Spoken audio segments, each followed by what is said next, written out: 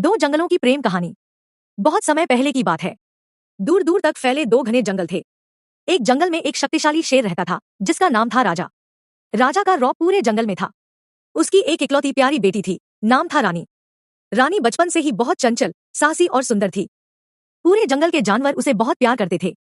दूसरे जंगल में एक शेरनी रहती थी जिसका नाम था सुल्ताना। सुल्ताना भी उस जंगल की रानी मानी जाती थी।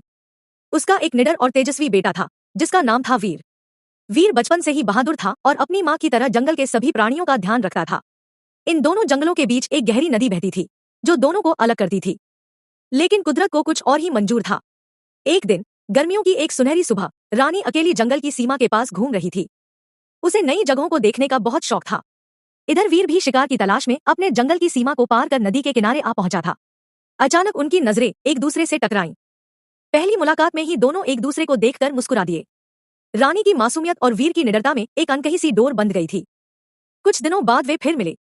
इस बार रानी ने वीर से पूछा, तुम कौन हो? मैंने तुम्हें पहले कभी नहीं देखा।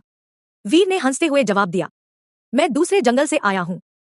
शायद किस्मत हमें यहाँ मिलाना चाहती थी। धीरे धीरे दोनों की मुलाकातें बढ़ने लगी। नदी किनारे के आम के पेड़ तले वे घंटों बातें करते। रानी अपनी कहानियां सुनाती, वीर अपने कारनामे सुनाता। दोनों की दोस्ती कब गहरी मोहब्बत में बदल गई उन्हें खुद भी पता न चला। पर दोनों जानते थे कि उनके प्यार की राह आसान नहीं थी। दोनों के परिवार अपनी अपनी दुनिया के राजा थे। अगर यह बात सामने आती तो दोनों जंगलों में तूफान आ सकता था। फिर भी प्यार तो डर से बड़ा होता है। एक दिन वीर ने रानी का हाथ थाम कर कहा, अगर हमें साथ रहना है तो हमें अपने परिवार से बात करनी होगी। रानी ने सहमते हुए सिर हिलाया।